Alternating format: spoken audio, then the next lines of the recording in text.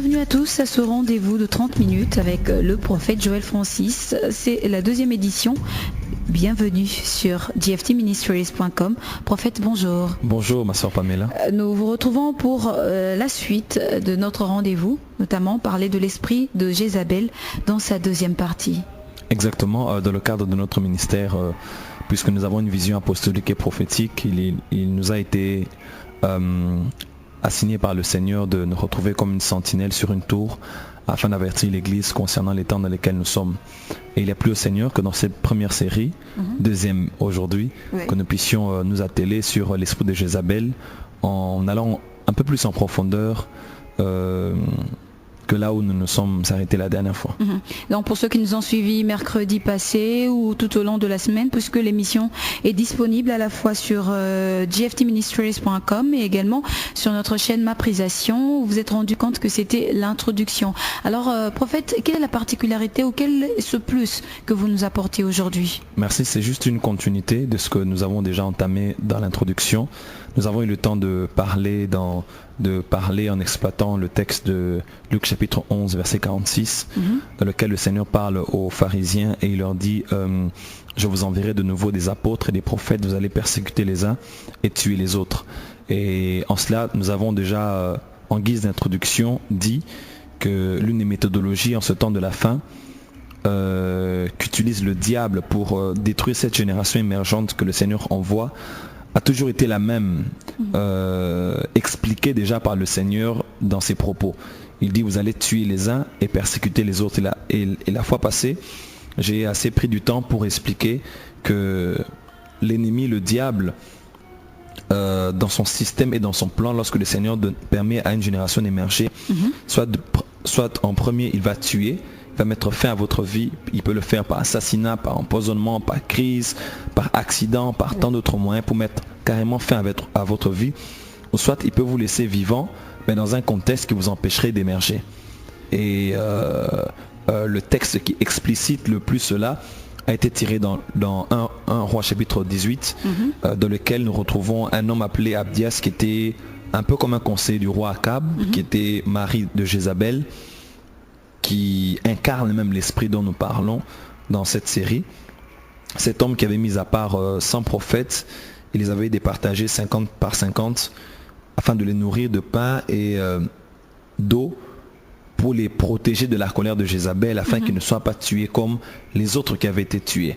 Et dans ce texte, nous avons ressorti encore ce même fait déjà en amont, puisque là, Luc 11 c'est dans le Nouveau Testament, dans l'Ancien Testament, dans 1 Roi 18, nous voyons combien Jézabel a tué les prophètes et d'autres, son autorité dans la cité a fait en sorte que certains ne soient pas tués mais soient maintenus dans un contexte qui les empêcherait d'émerger. Et nous nous sommes arrêtés là, c'était notre introduction. Alors c'était un rappel pour vous qui nous suivez en ce moment, c'est un plaisir de vous retrouver. Prophète, est-ce que vous pouvez nous en dire plus en ce qui concerne l'esprit de Jézabel? Merci bien. Tout part déjà du personnage de Jézabel.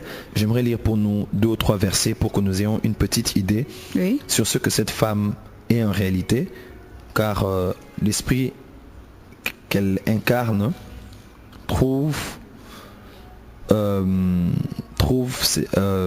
son profil dans la nature même de cette femme et dans l'influence qu'elle a eue en cette période-là. Notez bien que Akab était roi d'Israël en cette période-là.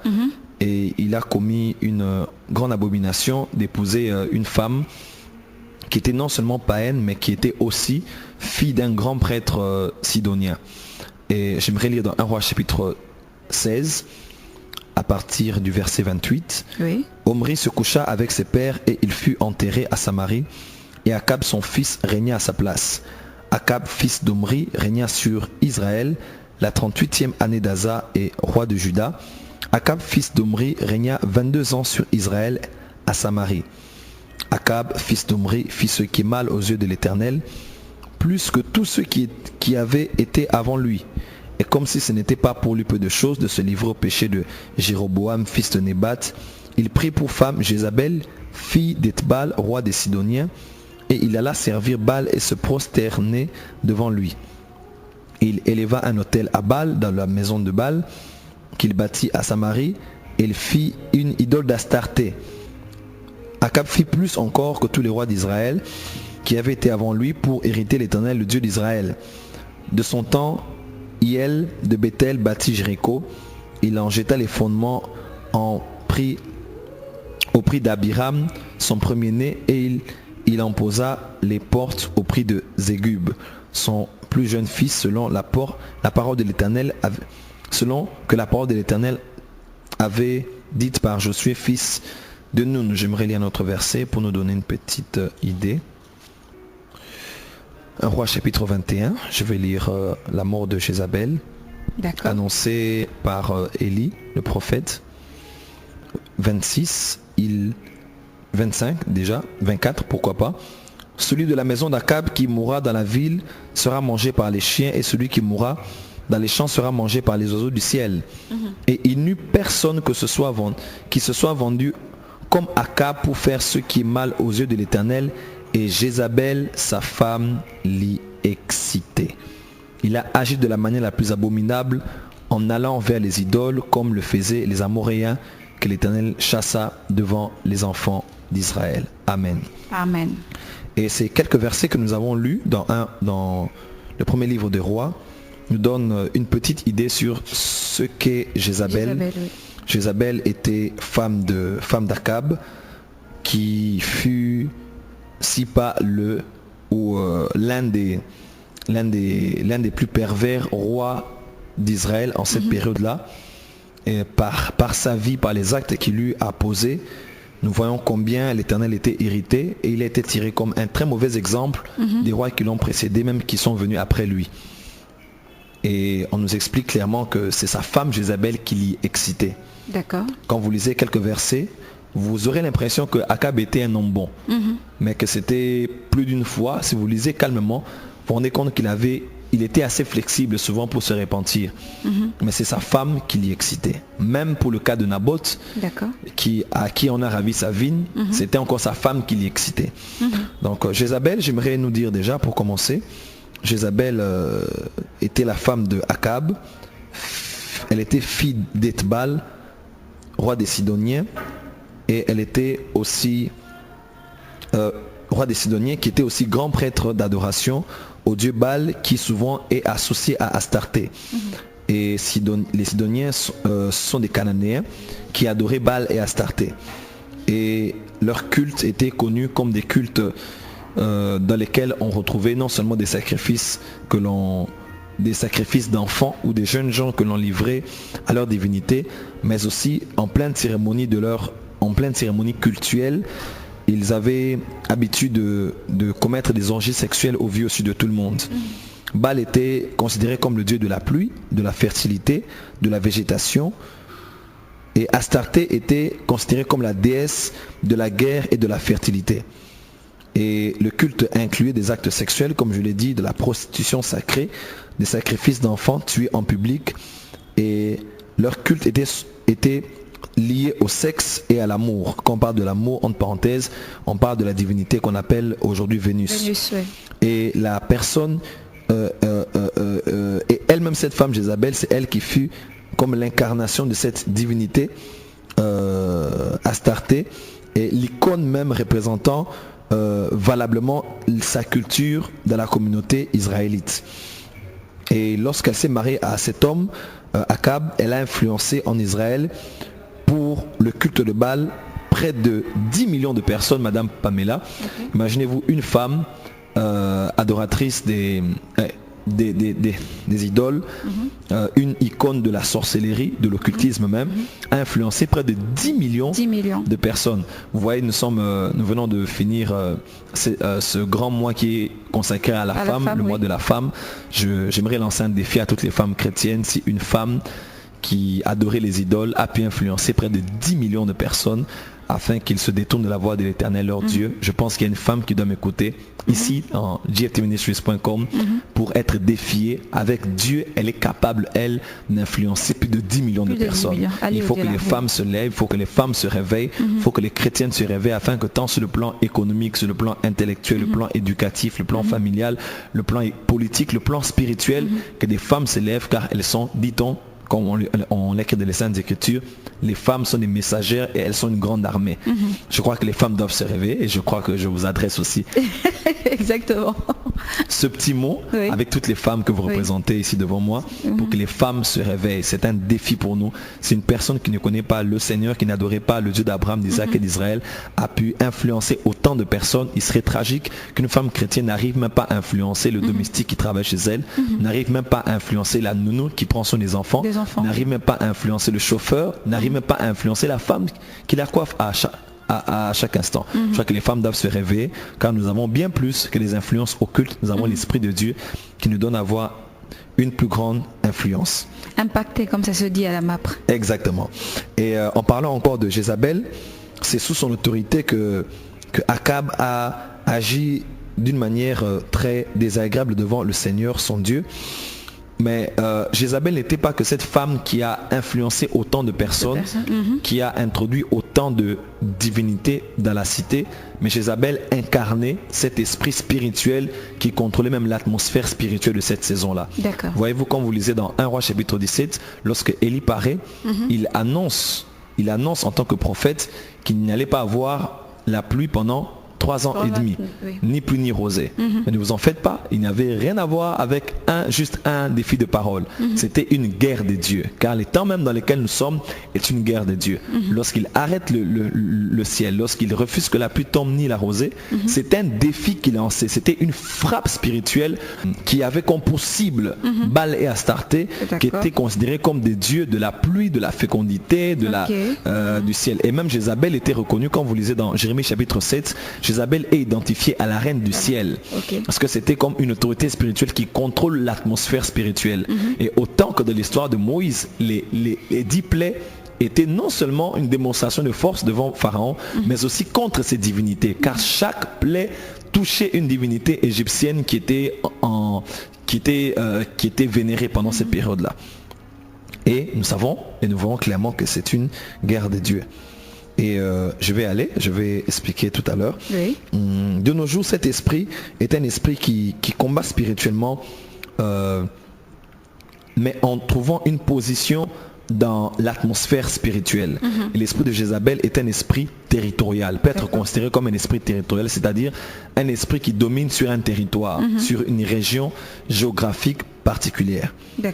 Cet esprit est tellement dangereux, l'esprit de Jézabel, que Christ même, en s'adressant aux 7 églises d'Asie, dans le message que l'on retrouve à l'église adressé à l'ange de l'église de Thyatire, il mentionne le nom de Jézabel. Il dit que ce que j'ai contre toi, c'est que tu laisses la femme Jézabel prêcher, enseigner. Le Seigneur n'avait rien à voir forcément avec une femme qui s'appelait Jézabel. Mais le nom de Jézabel a une portée plus prophétique que ça.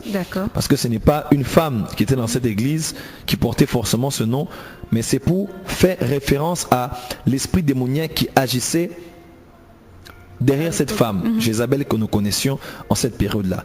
Et c'est cet esprit qui tue et qui persécute aussi.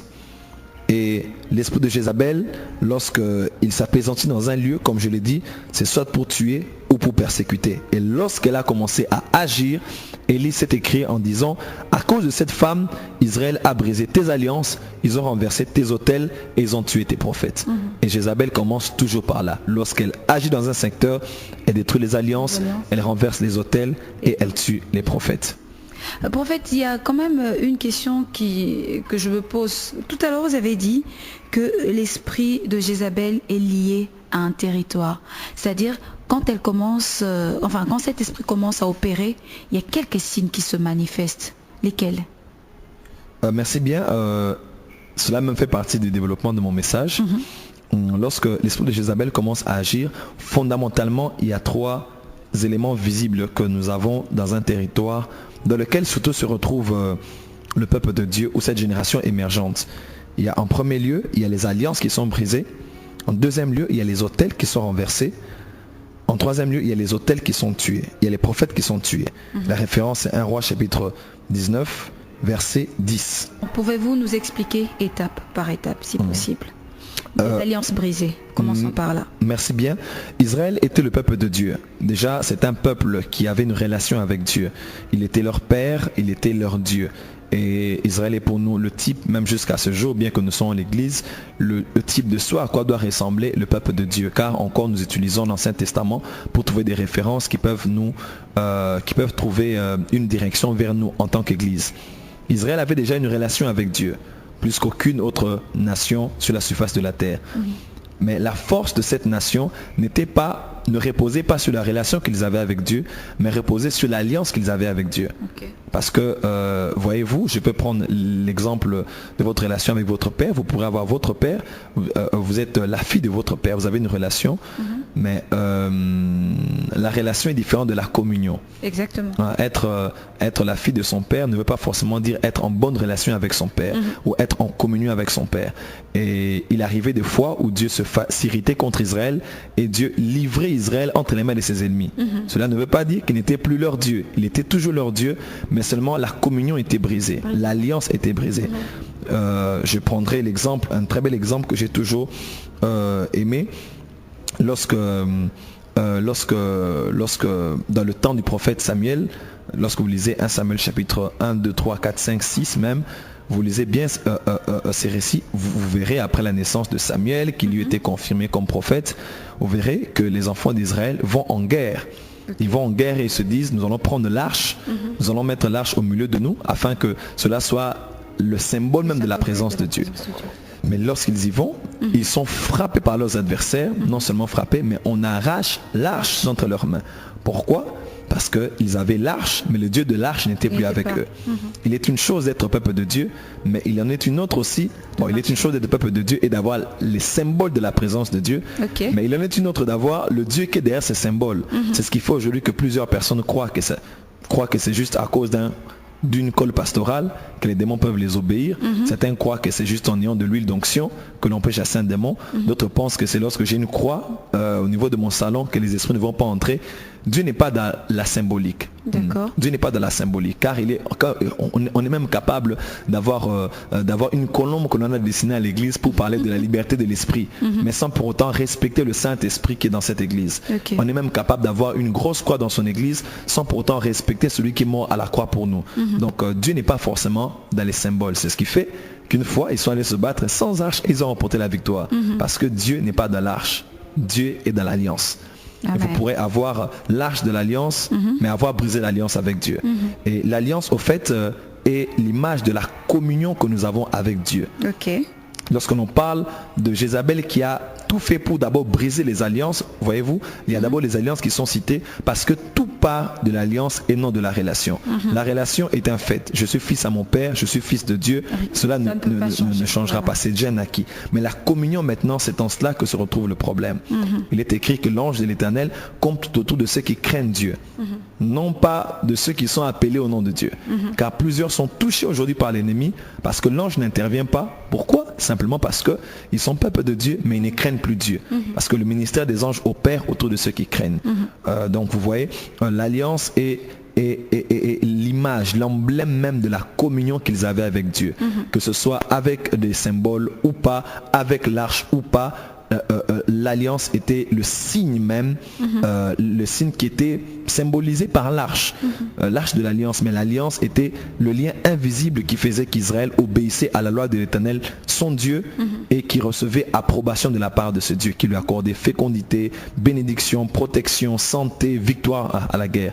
Et aujourd'hui, lorsque l'esprit de Jézabel agit dans l'église, l'esprit de Jézabel peut vous laisser dans ce qui est superflu: prêcher, chanter, prophétiser, tenir des émissions télévisées, construire des grandes églises, des grands bâtiments, avoir des hôpitaux, faire des grandes œuvres sociales, mais tout en ayant déjà éliminé ce qui fait la force de votre relation avec Dieu. Je citais la communion avec Dieu. Voilà. Aussi simple que cela peut se retrouver.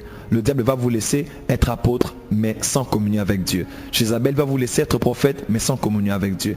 Il va vous laisser avoir une grande église, la plus grande église d'Europe, de France, ou bien des États-Unis, mais en manquant la communion avec Dieu.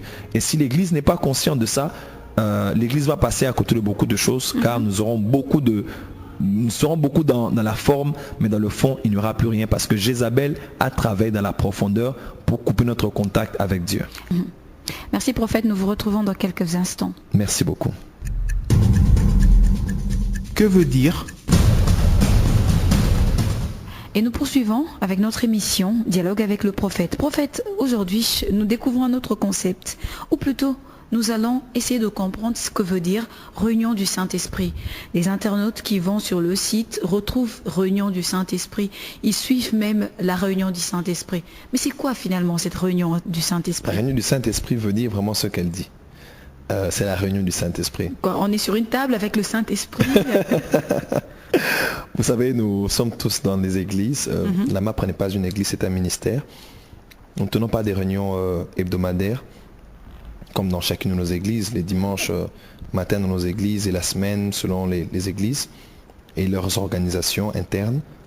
Les uns ont les cultes mardi, vendredi, d'autres mercredi, vendredi.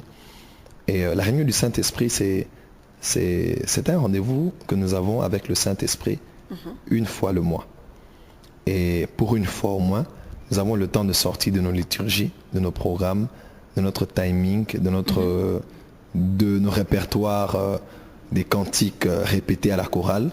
Pour une fois, nous avons une réunion où vraiment nous laissons la pleine liberté à la personne du Saint-Esprit et à sa mouvance de conduire, même bien avant la réunion du Saint-Esprit, pendant et même après que la réunion soit finie. C'est une réunion vraiment où nous laissons la pleine liberté au Saint-Esprit. Nous ne sommes pas dérangés par le temps. Nous commençons toujours à 8 heures, mais des gens sont là déjà dans la salle depuis 6 heures, d'autres 4 heures, d'autres même dorment dans la salle, juste pour avoir le temps de prier. La réunion du Saint-Esprit ne commence pas à 8 heures. Elle commence donc bien avant 8 heures. Oui. Et l'heure de clôture n'est jamais connue. Parce que dans la réunion du Saint-Esprit, nous finissons la réunion... nous finissons à quelle heure? Je n'ai jamais su. Ça dépend. Dans certaines réunions, nous finissons ces réunions aux environs de 13 heures, souvent 14 heures, souvent 15 heures. Et ceux qui peuvent partir partent, ceux qui veulent rester restent. Mais puisque c'est une fois le mois, les gens restent et nous ne voyons même pas le temps passer. La réunion du Saint-Esprit, c'est comme pour nous ce culte le dimanche, dans lequel nous, de la MAPRE, nous nous retrouvons pour passer des temps avec le Saint-Esprit. Dans la louange, dans l'adoration bien sûr, car nous passons les temps au bas des pieds de celui que l'Esprit est venu glorifier. Mais le centre de la réunion du Saint-Esprit, c'est surtout la parole prophétique qui est donnée à l'Église pendant ce temps-là. Vous savez, c'est le peuple de Dieu non seulement qui vient, mais aussi des serviteurs, des servants de Dieu qui viennent de partout, de différentes églises, ministères et dénominations, même nations. Et c'est pour nous comme un carrefour dans lequel nous nous retrouvons pour entendre la voix de Dieu. Nous parlons clairement de ce que Dieu veut pour l'Église pendant la saison dans laquelle la réunion a été tenue et organisée. Donc la réunion du Saint-Esprit, c'est, à part mes petits moments de prière avec Dieu, c'est pour moi les plus beaux moments que je passe chaque mois, alors que je finis un mois, que je suis prêt à commencer un autre. Pour faire une autre question, c'est par rapport à l'organisation même de la réunion du Saint-Esprit elle-même. C'est vrai que vous avez dit que c'est différent de nos églises. Mais est-ce qu'il y a déjà un programme? C'est-à-dire on sait déjà qu'on passe par exemple 1 heure dans l'adoration, 1h30 dans la prédication et puis on se replonge dans la... C'est exactement. Il n'y a pas de programme fixe. Il y a des jours où j'ai annoncé le thème de la réunion, mais nous avons fini la réunion sans que je n'ai eu à prêcher le message. Parce que le message, le thème qui a été donné n'est pas forcément un message à développer, mais ça peut être aussi un esprit qui est relâché pendant la réunion. Lorsque nous parlons par exemple de l'onction du Saint-Esprit, réunion du Saint-Esprit, dernier samedi du mois d'avril par exemple, et qu'il arrive ce jour-là où je ne prêche même pas sur l'onction. Mais ne vous en faites pas, vous allez expérimenter l'onction. Parce que ce n'est pas qu'un thème à prêcher, mais c'est un esprit qui est relâché, puisque c'est dans le prophétique que nous avons eu ce thème-là. Donc il n'y a pas de programme. Plusieurs fois j'ai manqué de prêcher. Certains de nos églises même sont venus, ils ont dit, mais qu'est-ce qui se passe, prophète, tu n'as pas prêché? Je leur ai dit, je vais vous décevoir, mais ce n'est pas la réunion de votre église, ni de mon église, mais c'est la réunion du Saint-Esprit. Il peut parler comme il veut et par le moyen qu'il s'est choisi de parler ce jour-là. Espérons donc que tous ces internautes pourront suivre online un jour la réunion du Saint-Esprit. Très bientôt, nous sommes en train de nous y atteler. Sinon, ils seront très tristes d'en parler et sans pour autant vivre cela. Mais c'est déjà dit. Il faut vivre cette réunion. Il y a des choses extraordinaires qui se font. La gloire de Dieu peut être touchée comme ça. Dès que vous touchez les airs, vous pouvez sentir, le poids de la gloire de Dieu. Des miracles, n'en parlons même pas. Les photos et les vidéos sont là. En ligne, les gens peuvent avoir une idée de ce que le Saint-Esprit fait parmi nous. Et nous nous retrouvons dans quelques instants pour répondre, ou plutôt pour avoir les réponses à vos préoccupations.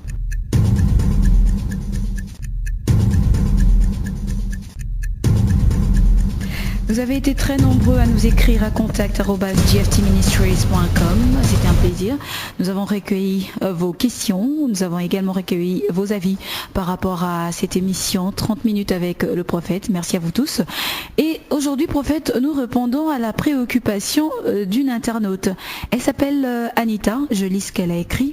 Bonjour, shalom serviteur de Dieu, soyez bénis. Je m'appelle Anita, je suis jeune étudiante en droit vivant en France. Je voulais d'abord saluer l'initiative du prophète Joël Francis. Elle salue votre initiative. Merci ma sœur Anita, qui est en France précisément. Et puis, qui a mis en place donc cette émission hebdomadaire. Elle a une question, mais à 3 volets. Le premier volet, l'homme de Dieu a-t-il une connaissance donnée directement par le Seigneur ou par des recherches ? Par exemple, sur l'œuvre de l'esprit de Jézabel. Là, elle revient sur le sujet de l'enseignement, donc sur l'esprit de Jézabel en Afrique centrale. Elle précise. Donc, s'il faut parler en termes de pays, quels sont les pays touchés par l'esprit de Jézabel? Les stratégies utilisées, est-ce les sectes ou la sorcellerie, ou encore l'intensité de son action, ou on va dire tout simplement l'impact de cet esprit de Jézabel en Afrique centrale? Prophète? Merci bien. Je pense que cela fera partie du message suivant. Oui. Oui. Donc, je prendrai le temps, alors que je parle de ces 7 points. Après avoir parlé de ce qui est fondamental du renversement des autels, destruction des alliances et du meurtre des prophètes, je prendrai le temps de répondre à ma sœur Anita. Ah oui, Anita, voilà, qui est en France. à la prochaine émission, parce que sa réponse sera comprise dans l'enseignement. Donc je peux déjà prendre rendez-vous avec elle. Anita, tu me suis. Je prends rendez-vous avec toi à la prochaine émission. Voilà, le deuxième volet de sa question. Est-ce qu'on peut considérer que l'esprit de Jézabel est un esprit agissant sur un territoire donné? Il agit parce que en amont, il y a forcément eu une collaboration, un pacte passé entre cet esprit et les autorités. Donc elle se pose la question de savoir si l'esprit de Jézabel travaille en collaboration avec les autorités établies d'un pays donné. Bon, il y a déjà une chose très importante à ne pas oublier, c'est que nous sommes en période de combat spirituel et que nous sommes en face de 2 royaumes qui sont en confrontation, et le royaume de l'ennemi est autant organisé que le royaume que le nôtre. Le nôtre a une dimension de notre royaume qui est spirituelle, avec les anges et tout ce qui se passe dans le monde spirituel. Notre dimension physique est là aussi. Nous sommes là, les serviteurs de Dieu, ainsi que l'Église, travaillant sur le plan visible, en association et bien évidemment avec le monde spirituel. Et ainsi, cela se passe aussi chez l'ennemi. L'ennemi aussi, de son côté, travaille toujours avec une armée visible et une armée invisible. Et l'armée invisible, je peux vous assurer qu'elle est très très bien organisée. Lorsque vous lisez Éphésiens chapitre 6, à partir du verset 12, lorsque Paul parle aux Éphésiens sur le combat spirituel dans lequel nous nous retrouvons, nous nous revêtons les armes, puisque nous n'avons pas lutté contre la chair et le sang, mais contre. Il commence à citer une certaine classification. Je ne pense pas que ce n'est uniquement que cette liste qu'il faut considérer comme la hiérarchie du monde des ténèbres, mais c'est parmi les éléments majeurs qui constituent l'organisation. Il parle des esprits mauvais, les esprits méchants de lieux célestes, il parle des principautés, il parle des princes de ce monde des ténèbres. Il y a plusieurs esprits qui travaillent dans le monde des ténèbres. Et j'aime bien le verset qui dit, c'est un verset que nous citons mais que nous ne comprenons pas toujours, ils viendront contre toi par un chemin, mais ils se disperseront par 7 chemins différents. Ils viendront par un chemin. Pourquoi? Parce que ils travaillent dans l'unité. Oui. Ils viendront, ils c'est au pluriel, tous contre toi, par un chemin. Tu es seul, tu es la cible. Mais si ils doivent venir, ils vont venir tous par un chemin. Donc lorsque les sorciers veulent vous combattre, ils s'associeront bien évidemment, se mettront sur un seul chemin avec les sorciers de votre famille, de votre travail, de votre quartier, de votre église, même de votre famille à l'intérieur ou à l'extérieur du pays dans lequel vous vous retrouvez. Et s'ils veulent t'attaquer, ils attaqueront toujours en coalition pour mettre fin à ta vie ou bien pour porter des effets néfastes sur vous. Donc pour répondre à ma sœur Anita, elle a totalement raison. L'esprit de Jézabel travaille toujours en amont ou en aval avec des esprits qui sont représentés. Je vais y entrer quand j'aurai le temps de la répondre dans mon sujet pour clore cet enseignement, afin de parler aussi sur les esprits de territoire, afin que les gens prennent conscience que dans chaque génération qui émerge, dans la géographie dans laquelle ces gens se retrouvent, il y a toujours une classification spirituelle des esprits qui combattent les éléments émergents du royaume des cieux. Et je prendrai le temps d'expliquer cela clairement. Donc je veux juste la confirmer qu'il y a toujours une grande organisation. Jézabel travaille toujours avec d'autres esprits, que ce soit sur le plan politique, militaire, social, culturel, même familial. Je l'ai même vu citer quelque part ce qui a trait au lien de la famille et consorts. Évidemment, elle a totalement raison. Et elle est déjà en train de me précéder sur le sujet de mon message. Prophète, il est temps de se dire au revoir. Merci. Dieu vous bénisse. Merci pareil. Merci à tous nos auditeurs. Et c'est la fin de Dialogue avec le prophète. C'était un plaisir de vous retrouver. Le prochain rendez-vous, vous le savez, c'est mercredi prochain. Que mon Dieu vous bénisse. À très bientôt. Au revoir.